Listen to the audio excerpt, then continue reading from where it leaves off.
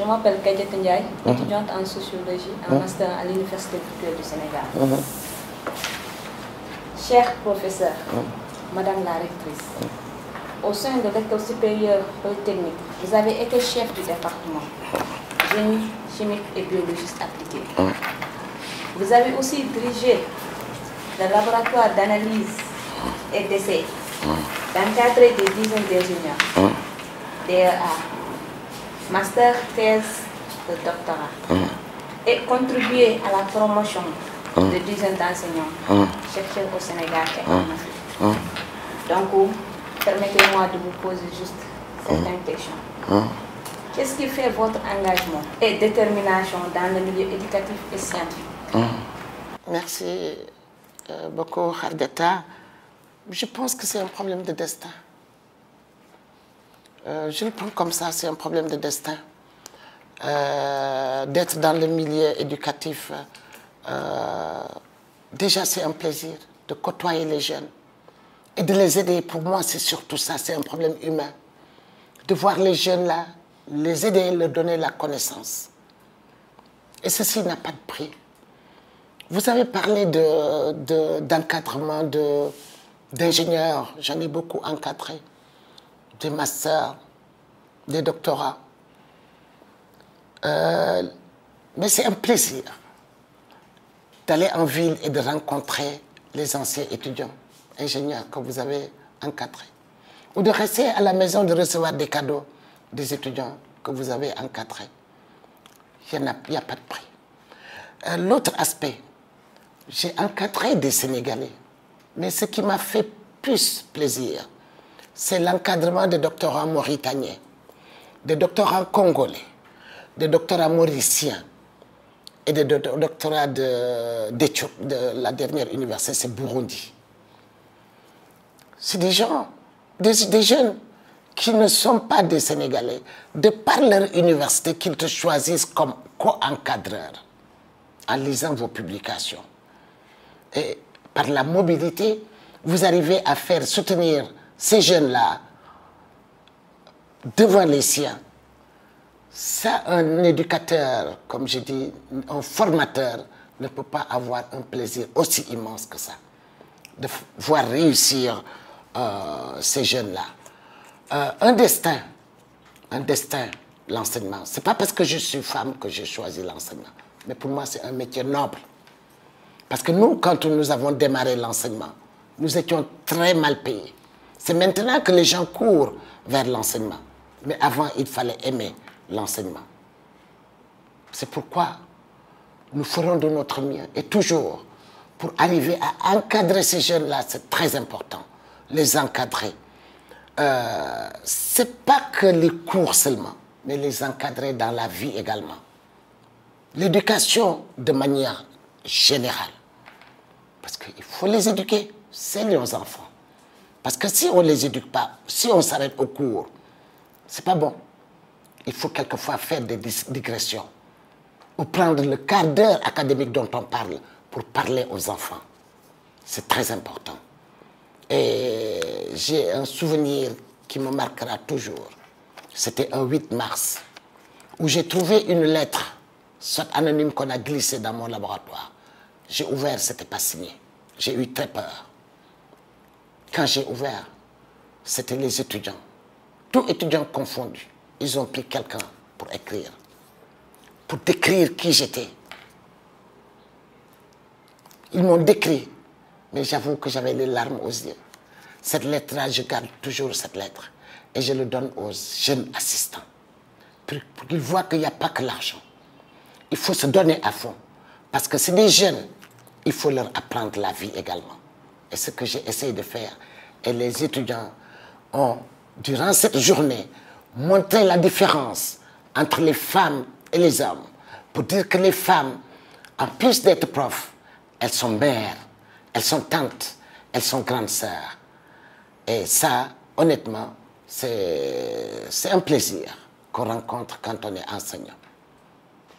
Chef de département génie chimique et biologie appliquée, là, c'était autre chose. Vous voyez, mon cas est assez spécial. Je venais dans ce bureau-là pour voir mon chef de département. Je reviens en tant que jeune maître assistante. J'étais chef de département dans ce même bureau. Et ça m'a rappelé beaucoup de souvenirs. C'est pourquoi là aussi je m'étais donné, mais j'avais fait, parce que si vous regardez, c'était 7 ans. 7 ans de chef de département, alors que c'était 6 ans. Donc c'était l'année de trop. L'année de trop. Et honnêtement, jusqu'à ce que je vienne ici, je continue à intervenir dans le département en venant comme recteur. J'avais demandé au chef de département si je peux avoir 2 heures de cours là-bas. Tout le monde avait dit oui, mais après ils ont demandé des renseignements, ils ont su qu'un recteur ne peut pas donner cours. Mais jusqu'à présent, mes élèves ingénieurs m'appellent pour me dire « Madame, est-ce que vous ne pouvez pas venir à l'école pour nous faire au moins 2 heures? Comme ça, vous prenez un cours au pif, vous nous faites 2 heures et vous faites comme vous faisiez avant, ça nous fera beaucoup plaisir. » Et ça, c'est quelque chose vraiment qui me tient à cœur et je pense que je vais le faire malgré mon emploi du temps chargé. Donc, au département, je me suis adonné. Jusqu'à présent, le laboratoire, je n'ai pas quitté. Parce que ce n'est pas parce que je suis recteur que j'arrête la recherche. Je ne vais pas arrêter la recherche. J'ai au moins 3 doctorants qui sont sur le point de se tenir, dont deux femmes. Il y en a 2 autres filles qui sont en 2e année ou 3e année de thèse. Donc je continue toujours ma recherche. Je ne paillasse pas, hein, parce que moi c'est l'encadrement top, c'est à la dernière minute qu'on me donne le document pour valider. Et je donne des directives à chaque fois avec l'encadreur direct. Je lui donne, quand je lis le document, je lui donne des directives pour réorienter. Je continue toujours à conseiller, à orienter au niveau du laboratoire. Ils viennent chez moi, on discute sur les résultats et je continue ma recherche, malgré le fait que je sois toujours recteur. Pourquoi, si peu de filles choisissent des filières scientifiques, et que peut-on faire pour améliorer cela? Pour améliorer cela, c'est faire beaucoup de sorties dans les lycées, mais essayer de parler avec les jeunes filles. Je me rappelle de Fawe. À Fawe, je ne sais pas si vous connaissez Fawe, je ne connais pas l'acronyme là. Fawe. Il y a d'autres associations hein, pour pousser les jeunes aztèques, pour pousser les jeunes filles vers les études scientifiques. Ils ont peur. Ils ont peur des études scientifiques. Généralement, les scientifiques sont également bons en tertiaire, c'est-à-dire en français. Le plus souvent, ils sont bons en français. Ils choisissent les métiers du tertiaire parce que déjà, ils sont très bien payés, le plus souvent. Quand on voit les gens qui font gestion, lettres et tout ça, ils sont très bien payés, ils sont bien pimpantes, alors que les scientifiques, c'est souvent des garçons manqués, comme moi. Donc, c'est à cause de ça peut-être qu'ils ne choisissent pas. Mais si nous, en tant qu'anciennes, on faisait le tour des lycées, le tour des collèges, le tour des salons, des foires, pour leur expliquer qu'il faudra les sciences et la technologie pour développer notre pays. Parce que c'est sur cette base seulement qu'on peut développer notre pays. Et leur expliquer que góor baax na, jigéen baax na. Il faut vouloir pour pouvoir. Il n'y a pas d'impossible. Donc un effort est à faire. C'est vrai, il y a beaucoup d'associations qui se déploient pour encourager les jeunes filles à choisir les matières scientifiques. Mais il faudra continuer et puis les encourager. Moi, j'ai dit peut-être créer des prix spéciaux d'encouragement pour que les filles aillent vers les sciences, donner des bourses assez spéciales pour ceux qui choisissent les sciences. À ce moment, les jeunes vont aimer la science de manière générale et les femmes également vont voir que la science est là pour tout le monde. Ce n'est pas pour que les hommes, mais la science, la technologie, c'est pour tout le monde. Cher professeur, oui. Nous avons noté l'importance de la mobilisation des femmes dans la lutte contre cette pandémie Comment expliquez-vous cela? Bon, je crois que ça c'est la femme avec grand F. Parce que la pandémie, c'est une maladie qui est là. Il fallait prendre des précautions. Mais je pense que les femmes étaient les mieux indiquées. Parce que la femme, en tant que mère de famille, elle est là, protectrice. C'est pourquoi quand les femmes sont rentrées dans la danse, les femmes au niveau des communautés et tout ça, c'est là où on a vu une belle vulgarisation. Parce qu'ils sont vraiment en étroite collaboration avec les jeunes pour leur expliquer en tant que mère. Et là, ça a un grand effet, à mon avis. Et je salue l'initiative des femmes. Mais tout ce qui est folklore, j'étais contre, par contre. Le folklore était à mettre de côté. Ce qu'il fallait faire, c'est aller à l'essentiel pour expliquer aux gens comment respecter les mesures barrières, comment respecter la distanciation physique, quels sont les gestes barrières qu'il fallait faire, etc., etc., pour endiguer cette pandémie. Voilà ce que j'ai à dire concernant ça. Que pouvez-vous dire sur l'éducation et la santé des filles, puisqu'ils sont du capital humain féminin, et plus particulièrement pendant cette pandémie? Pour l'éducation justement des filles, comme tout à l'heure, on a rencontré un problème, pourquoi les filles ne choisissent pas des filières scientifiques. Certainement, elles croient que c'est fait pour les hommes. Il y a beaucoup de choses qui sont construites, par exemple, le travail domestique, qui fait qu'au final, même nous à l'UBS, il y a eu beaucoup d'étudiants qui ont fait réussi à des concours, et le plus souvent, ce sont des garçons.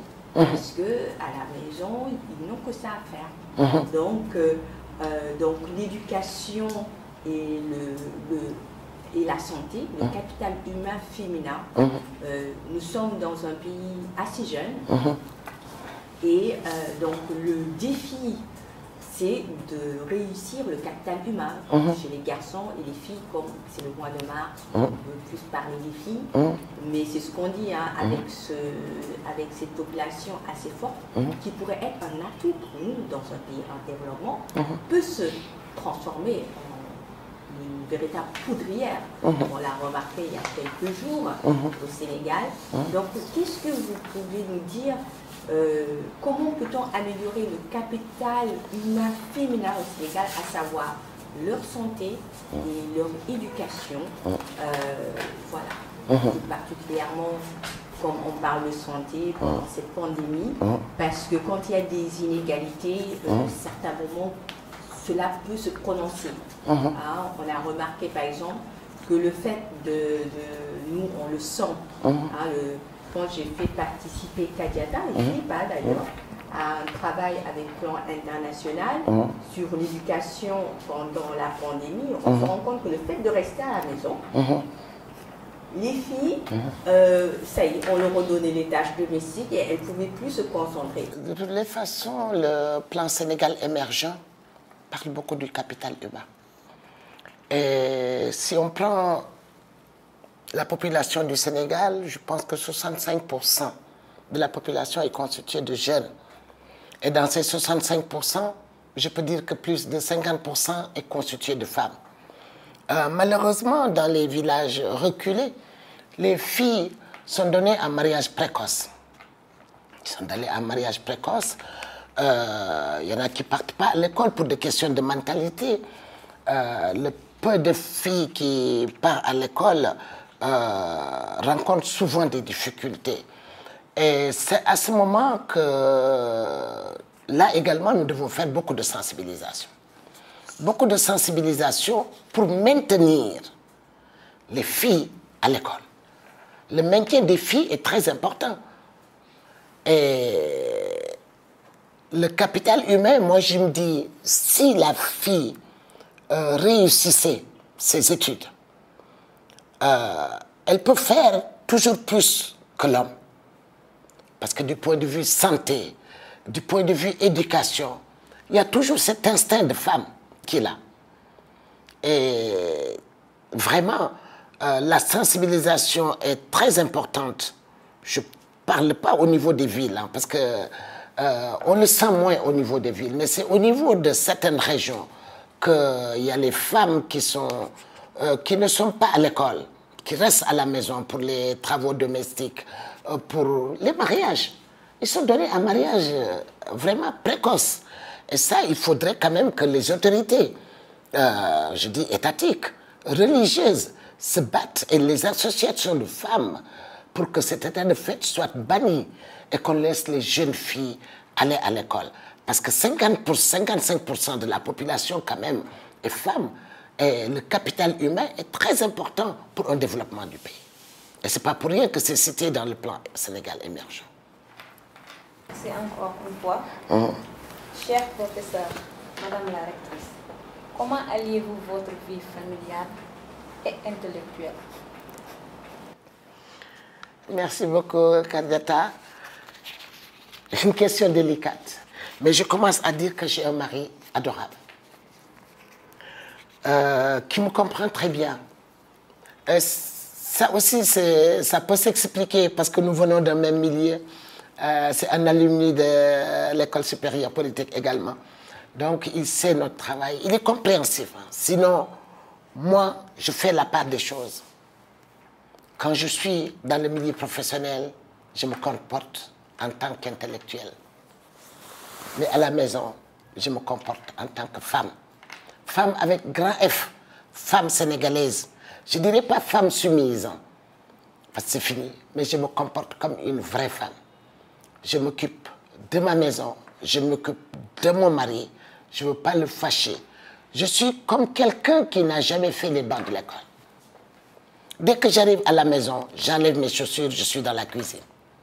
Je donne à manger à mon mari. Je m'occupe de ce qui ne va pas dans la maison pendant la soirée. Et les rares fois où je n'ai pas de bonne, je suis un peu perturbé. Et ça se sent d'ailleurs parce que je descends plus tôt que d'habitude. Parce qu'il faut allier les deux. Il faut allier les deux, être mère de famille et être responsable. Mais je pense qu'il suffit de faire un équilibre des choses. De ne pas avoir la tête qui bouillonne là, pour se dire je suis intellectuel. Mais avant d'être intellectuel, on est femme. Et moi, je tiens à mon ménage avant tout. Je tiens à ma famille avant tout. Et j'allie les deux sans problème. Quel message lancerez-vous aux jeunes femmes? Aux jeunes femmes, je dirais de croire en soi. La femme doit croire en soi. Et je le dis à l'entame de mes propos, il faut être ambitieux. Il ne faut pas être prétentieux. Il ne faut jamais dire c'est impossible. L'impossible n'existe pas. Il faut surmonter les obstacles. Ce n'est pas facile, mais il faut le faire. Tout est possible. Góor baax na, jigéen baax na. Essayez de croire en ce que vous voulez. Une fois que vous avez un objectif, il faut atteindre cet objectif tête baissée, mais en respectant tout le monde. Comme je l'ai toujours dit, il faudrait mettre l'éthique avant. En toute chose, il faut que l'éthique soit avant. Une fois que vous avez cette démarche, le processus est atteint et votre objectif atteint sans problème. Donc je vous encourage dans ce sens-là et je vous souhaite bonne chance par la suite. Croyez en vous-même. Ne vous dites pas que je suis femme.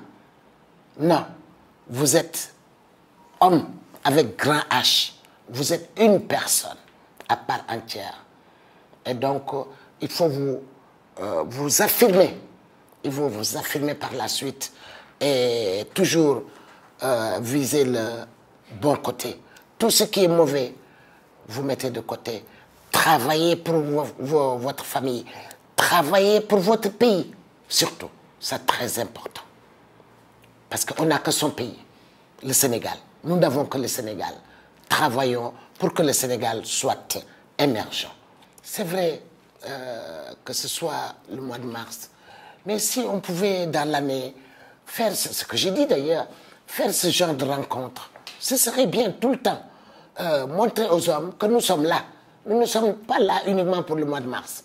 Nous sommes là partout et tout le temps. Donc, se faire valoir les femmes. Uniquement, il ne faut pas rester là à applaudir tout le temps. On nous voit dans les meetings, dans les trucs, danser, applaudir, c'est pas ça. Il faut que les femmes montrent ce qu'ils savent faire. Et ce que vous faites là, pour moi, c'est très important. Très important. Et je salue l'initiative de l'UVS. Comme je l'ai dit dans mon introduction. Les jeunes devraient écouter, c'est vraiment passionnant de voir tout ce que la science permet de faire. Apporter de l'eau dans les villages reculés et autres. Tout cela, ça participe à la promotion des sciences et aussi à aider les femmes, comme vous dites, les femmes, en fait, comme on le sait, les femmes au village sont celles qui s'occupent de ces choses, aller chercher l'eau, aller chercher du combustible et tout. Grâce à vos travaux, en tant que femmes, vous leur apportez vraiment quelque chose aux femmes les plus reculées et aujourd'hui aux étudiantes qui sont dans les universités et aux nouvelles enseignantes qui cherchent à faire carrière. Merci vraiment d'avoir partagé autant avec nous. Professeur Kodoumar Diop, rectrice de l'université Amadou Mahtar Mbow. Nous vous remercions vraiment encore beaucoup pour cet entretien.